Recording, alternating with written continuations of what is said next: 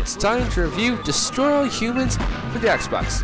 I have nothing to say about this game really other than the fact that it was developed by Pandemic, which developed the awesome and very well known game The Saboteur and that other shitty military game where you blew up buildings. The story of Destroy All Humans centers around the Furon race, who for years have been waging wars against other races, and because of this, their genes have been radically mutated to the point where they can't even recreate due to their complete and utter lack of genitalia. Because of this, they've been cloning themselves for the last few years, but recently the Furon DNA has become more and more corrupted, with the clones becoming more unpredictable by the minute. And it seems all hope is lost. But conveniently, a Furon long ago went to Earth and shagged the living daylights out of everyone, and now because of this, every human on Earth today has pure Furon DNA in their brains. So, a Furon mothership heads to Earth to conquer the planet and get these new brain stems of DNA. To Destroy All Humans, you play as Cryptosporidium 137, an OK Jack Nicholson impersonating Furon, who's been sent by the commander of the mothership Orthopox to monitor on what's going on Earth and to ultimately conquer it. Destroy All Humans is a free-roaming third-person sandbox game with 5 areas to explore: Rockwell, Santa Modesta, Area 52, Grey Cityland, and Capital City. There are 2 modes of play here: on foot and saucer. For on foot, the A button jumps with the jetpack that's activated when you press and hold A again. The B button activates the hullabub, which disguises yourself amongst humans. You cycle weapons with X, which is then fired with the right trigger, and the left trigger gives you PK mode, which gives you psychic options on what to do when targeted at a person or object. With an object, you simply just chuck it around the place, but with a person, you can read their minds, make their heads explode, hypnotize them, or fling them around the place, and you use the A, B, X, or Y buttons respectively in PK mode. For the saucer, you switch your weapons with X, land your saucer with A, and fire your weapon with the right trigger. While roaming around the world, you can obtain Furon DNA by collecting them from humans via the anal probe, or the aforementioned head exploding method, finding Furon drones in hidden locations on the map, or by completing side missions. The DNA is then used to buy upgrades for yourself, your weapons, or your saucers back on the mothership.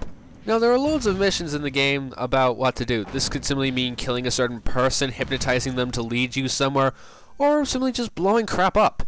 Also, you have a PK meter, so you can't use your PK abilities all the time because they will run out, and this will be a bit of a pain when you're trying to do something, and your hullabob suddenly goes. Now, one problem I have with this game is that you can only land your saucer at certain spots, which can be annoying if you want to land quickly. Another problem is that your saucer gets damaged very easily by the Tesla coils, which is very annoying since they're everywhere in the capital city. Plus, I really didn't like the times I had to collect a certain amount of DNA before you could go to the next mission, especially when you just spent lots of DNA upgrading yourself, and you have to get even more. I mean, I don't see what Pox needs with all that DNA. I mean, he's only got one guy. Seriously. And the game gets very difficult occasionally, particularly with the last mission, but I don't want to spoil that. Alright. Even though Pox is an idiot, he does have an awesome voice by the VA god known as Richard Horvitz, who coincidentally voiced the titular character of Invader Zim, a show that was also about an alien trying to conquer Earth. The voice Horvitz uses here is just so epically silly and over the top that it makes Pox awesome again. You've done it, Crypto! You've collected the energy cells required for liftoff! Return to your ship immediately! The graphics are very good as well, with some nice looking environments, and the game is actually pretty damn funny. Not just the epic Pox voice, but a lot of thoughts you read are very funny, particularly a certain thought of the final boss. I won't spoil what that thought is. The game is made even more hilarious by the godly awesome physics. Whenever you PK throw something, 99.9% of the time, something awesome will just happen. I mean, vehicles will bump into each other, people will just fly far away, it's so fun. However, I think we can all agree on the fact that the game is at its best when you're just being a complete dick, PKing everything and generally annoying everyone.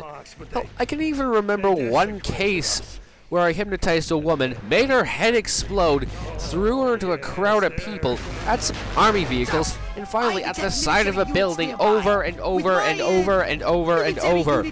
And I threw her off into the distance. And let's not forget the fact that this game has one of the best music tracks of all time.